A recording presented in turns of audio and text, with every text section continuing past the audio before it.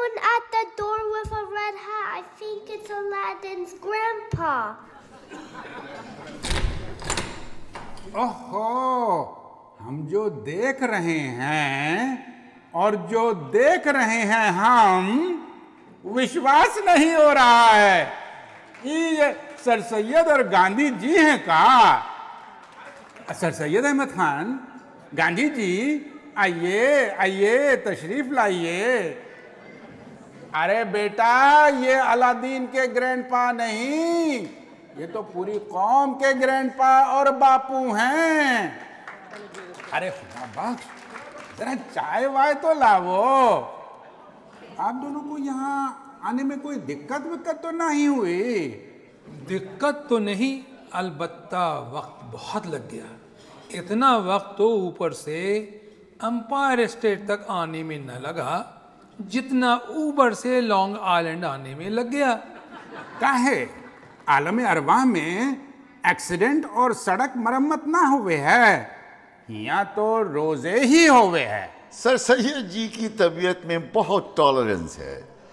لوگوں نے انہیں کیا کیا نام نہ دیے، مگر پہیا جام ٹریفک سے تو میری بھی جان جاتی ہے. جی ہاں، سر سید بڑے مضبوط جگر کے مالک ہیں.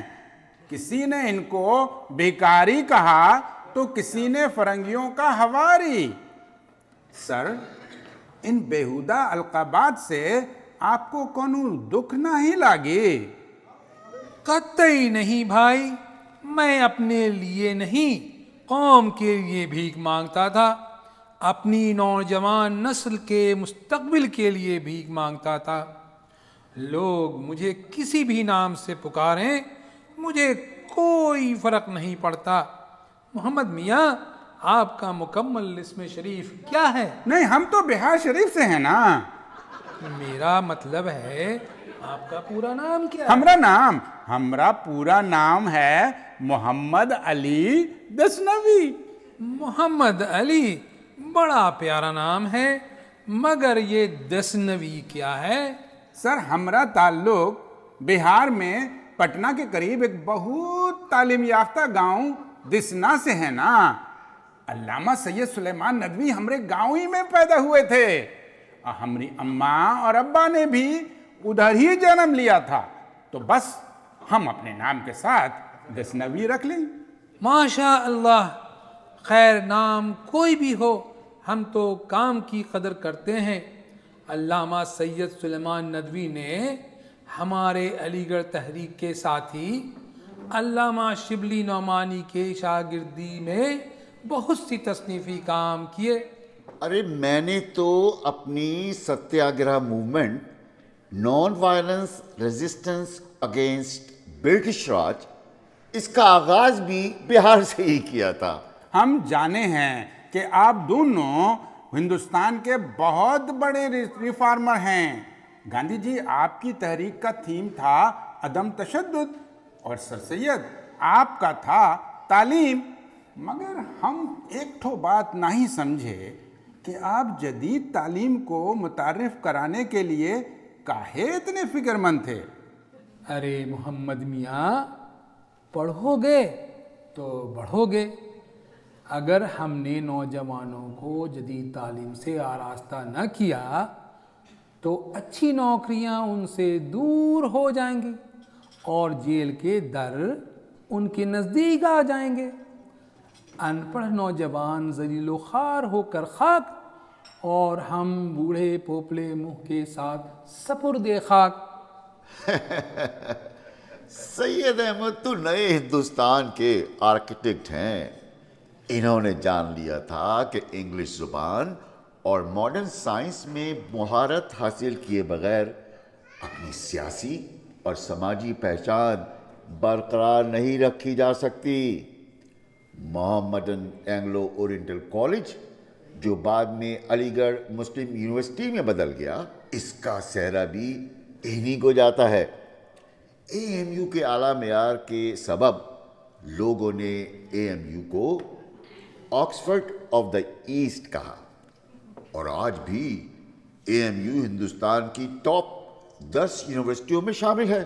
جی گاندھی جی، آپ تو AMU کا وزٹ بھی کیے تھے اور آپ پہلے ہندوستانی تھے جسے وہاں کی اسٹوڈنٹ یونین سے تاحیات ممبرشپ کا اعزاز حاصل ہے، اور آج علی گڑھ المنائی کو آپ کی موجودگی کا شرف حاصل ہے۔ آپ دونوں کی موجودگی کا فائدہ اٹھاتے ہوئے ہم کچھ گتھیاں سلجھانے کی کوشش کریں گے۔ میاں کیسی گتھیاں؟ سر، کچھ لوگ بولے ہیں کہ آپ فرنگی ایجنٹ تھے، فرنگی ہمارے ہندوستان پر قابض تھا، آپ نے انہیں مار بھگانے کے بجائے نہ صرف ان کا ساتھ دیا بلکہ ان کی بولی سیکھنے کے لیے بہکایا بھی۔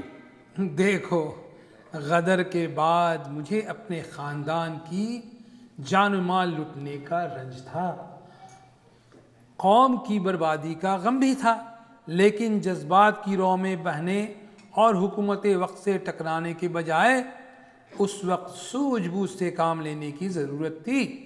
ہندوستانی برطانوی حکمران اور فوج کے سامنے نہیں ٹک سکتے تھے۔ جنگ تلوار اور توپ کی تھی، توپ کے سامنے تلوار نہیں جیت سکتی تھی، توپ کا مقابلہ صرف تعلیم ہی سے کیا جا سکتا تھا، معاشی بدحالی اور تہذیبی گراوٹ صرف تعلیم ہی کی مدد سے دور کی جا سکتی تھی، اور مسلمانوں کا کھویا ہوا وقار بھی صرف تعلیم ہی کے ذریعے بحال کیا جا سکتا تھا۔ بھائی دیکھیے، قوم کی ترقی کے 2 اسٹیپس ہیں۔ ایک، قوم یہ سمجھے کہ وہ ذلت اور خرابی میں مبتلا ہے۔ دوسرا یہ کہ پھر وہ قوم اس ذلت سے نکلنے کی کوشش بھی کرے۔ سید احمد جی نے یہ جان لیا تھا کہ ترقی کی جڑ ماڈرن تعلیم کے خزانوں کو قابو کرنے میں ہے۔ تعلیم کے بغیر قوم گونگی، بہری اور اندھی ہوتی ہے۔ میں نے اسی لیے سید جی کو تعلیم کے نبی کا خطاب دیا تھا۔ شکریہ گاندھی جی، یہ تو آپ کا بڑکپن ہے کہ آپ ایک دوسرے لیڈر کی بڑائی کو مانے ہیں۔ ہمارے یہاں تو اپنے مذہب والے اور مسلک والے علماء ہند بھی ان پر مغربی خیالات اور اخلاقیات کو ہوا دینے کا الزام لگاوے ہیں، بلکہ کچھ آدمی لوگ تو ان کو کافر بھی کہے ہیں۔ بیٹا، ایک اللہ کا قانون ہے اور ایک ملا کا۔ فرض کریں کہ میں بدعقیدہ ہوں، اگر ایک کافر آپ کی قوم کی بھلائی کی کوشش کرے تو کیا آپ اس کا ساتھ نہ دیں گے؟ مسلمانوں کی ترقی کے لیے دین کے ساتھ ساتھ دنیاوی علوم کا جاننا بھی ضروری تھا۔ جدید علوم اور عالمگیر معلومات کو اپنے بس میں کرنے کے لیے انگریزی زبان کا سیکھنا لازمی تھا۔ اسی لیے میں نے سائنٹیفک سوسائٹی کے ذریعے جدید تعلیم کے اردو میں ترجمے کروائے۔ جی، سید جی چاہتے تھے کہ مسلمانوں کو حکومت میں حصہ داری ملے۔ علی گڑھ یونیورسٹی اور محمدن سول سروس فنڈ ایسوسی ایشن کا یہی مقصد تھا کہ سول سروسز میں زیادہ سے زیادہ مسلمان آگے آئیں اور سرکار کا حصہ بنیں۔ گاندھی جی، مسلمان ہونے کے ناطے ہم کو آپ کی زبان سے سر سید کے کاموں کی تعریف سن کر بہت خوشی محسوس ہوئے ہے، مگر گاندھی جی یہ تو بتائیے کہ ان کی کوشش ہندوؤں کے لیے خطرے کی گھنٹی نہیں تھی؟ ارے خطرے کی گھنٹی کیسی؟ AMU ہندوستان میں واقع ہے، جہاں ہندوستان کے تمام دھرم کے لوگ برابر کے فائدے اٹھا رہے ہیں۔ ہندوستانیوں، ہندوستان ایک دلہن کے مانند ہے جس کی 2 رسیلی اور خوبصورت آنکھیں ہندو اور مسلمان ہیں۔ اگر وہ دونوں آپس میں نفاق کریں گے تو دلہن مہنگی ہو جائے گی۔ سید جی بالکل درست فرمایا آپ نے۔ میں نے بھی اسی وچار کو اس طرح کہا تھا، ہندوستانی اگر آپس میں جھگڑتے اور آنکھ کے بدلے آنکھ کا مطالبہ کرتے رہے تو پھر پورا ہندوستان اندھا ہو جائے گا۔ سید جی، آپ ہندو مسلم ایکتا کے چیمپئن تھے۔ میں نے جب AMU کی یاترا کی تو مجھے آپ کے دل میں ہندو دھرم کے احترام کا پتہ چلا۔ مجھے بتایا گیا کہ سید جی نے اپنے کالج میں گو ماتا کے گوشت پر پابندی لگائی ہوئی ہے، اور سائنٹیفک سوسائٹی میں بھی ہندو، مسلمان اور عیسائی سب مل جل کر کام کرتے تھے۔ میری رائے میں سیاسی اور قومی معاملات میں مذہبی اختلافات کا کوئی ہاتھ نہیں ہونا چاہیے۔ میں ہندوستان میں ہندو مسلم کے درمیان تعاون، مفاہمت اور بھروسہ دیکھنا چاہتا تھا۔ میں مشرق اور مغرب کے درمیان یونیورسٹی کے ذریعے ایک پل کا کام کروانا چاہتا تھا۔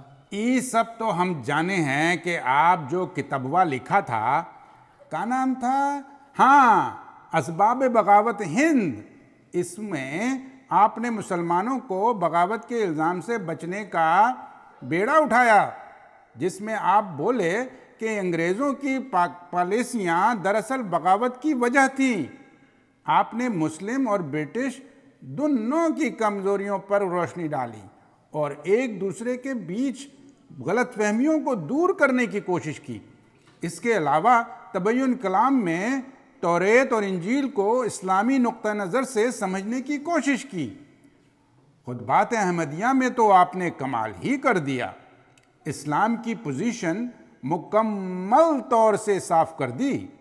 مسلمانوں کے پیچھے رہ جانے کی وجہ ماڈرن تعلیم کی کمی، دھارمک کٹر پن ہے۔ سید جی نے اپنے رسالے تہذیب الاخلاق کے ذریعے سیاسی اور سماجی مسائل پر مختلف پوائنٹ آف ویو پیش کیے، اور مسلمانوں کی ترقی اور اصلاح کے لیے کئی مضامین بھی چھپوائے۔ تعلیم کا دائرہ محض دینی ہی نہیں، بلکہ اس کے ساتھ دنیاوی ماڈرن تعلیم بھی ہے، جس میں سائنس اور ٹیکنالوجی بھی شامل ہے۔ میں نے آکسفورڈ اور کیمبرج کی طرز پر اسکول قائم کیے، جہاں اسلامی اقدار کے ساتھ ساتھ جدید تعلیم کے تقاضے بھی پورے کیے۔ یہ سب بات تو ہماری سمجھ میں آ گئی، مگر ایک ٹھو بات سمجھ نہیں آئی کہ جب یو پی کے لیفٹیننٹ گورنر ولیم مایور نے اسلام اور رسول پاک کے بارے میں گھٹیا بات لکھی، تو آپ نے بہت غیر ہندوستانی اور غیر مسلمانی رویہ اختیار کیا۔ نہ کوئی پتلا جلایا اور نہ ہی کتاب پر پابندی لگانے کا مطالبہ کیا، بلکہ جوابی مضامین پر مبنی ایک ٹھو کتابچہ خطبات احمدیہ لکھ کر چھوڑ دیا۔ بیٹا، اگر پتلا جلانے کے ساتھ ہم اپنے غم و غصے اور منفی خیالات بھی جلا سکتے تو پھر پتلا جلانا بامقصد ہوتا، مگر پتلا جلانے سے دوسروں کے غصے کی آگ بھی شعلوں کی طرح بھڑک اٹھتی ہے، نتیجتاً سارے کے سارے بھسم ہو جاتے۔ ولیم میور کا مقصد مسلمانوں میں نفاق ڈالنا تھا۔ میں نے علمی بنیاد پر خطبات احمدیہ میں ان تمام اعتراضات کے جواب دیے اور دلائل سے ثابت کیا کہ اسلام اپنے عقائد کسی پر جبراً عائد نہیں کرتا۔ سید جی دراصل اہنسا کے پیروکار تھے۔ An ounce of patience is worth more than a ton of preaching۔ سید جی نے نہ صرف پیشنس دکھائی بلکہ ماڈرن ایجوکیشن کی پریچنگ بھی کی۔ And that's the leadership. آپ ہندوستان کو انگلینڈ والوں کی طرح ہندوستان میں انڈسٹریل ریولوشن دیکھنا چاہتے تھے، اور آپ سوشل ہارمونی کے ایڈوکیٹ تھے۔ آپ نے ہر ہندوستانی کو بااختیار بنانے کی کوشش کی اور سوسائٹی کے مختلف حصوں میں اتحاد اور بھائی چارے کا پرچار کیا۔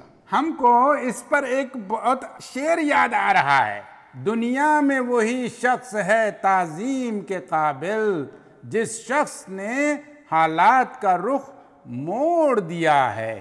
گاندھی جی، سر سید صاحب، ہمارا دل چاہے ہے کہ آپ دونوں ہندوستان تشریف لاویں اور آج کے ان انتہا پسندوں اور مذہبی تفرقہ بازوں کو اپنے پیغام سے ایک بار پھر یاد دہانی کراویں کہ قوم کی ترقی کی پہلی ضرورت ملک کے تمام شہریوں میں اتحاد اور بھائی بندی ہے۔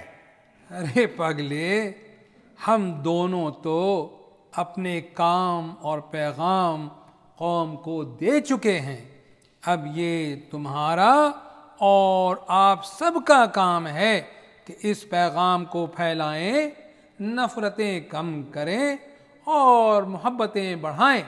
محمد میاں، ہم تو بس تمہارے اصرار پر یہاں ملنے آ گئے، مگر واپس اوبر سے اوپر جانے کا سوچ کر ہی انگزائٹی کا دورہ محسوس ہونے لگا۔ اور میری آتما بھی آکاش کے اس پار جانے کے لیے بے چین ہو رہی ہے۔ گاندھی جی، سر سید صاحب، آپ دونوں ہندوستان کو اندھیرے سے نکال کر اجالے میں لائے ہیں، قوم میں سوچ بچار پیدا کی ہے، برادر وطن کو ساتھ لے کر چلنے کا آدرش دیا ہے۔ آپ کا پیغام آج بھی اتنا ہی اہم ہے جتنا کل تھا۔ آپ ہی جیسے لوگوں کے لیے تو شاعر کیا خوب کہس ہے، سورج ہوں زندگی کی رمق چھوڑ جاؤں گا، میں ڈوب بھی گیا تو شفق چھوڑ جاؤں گا۔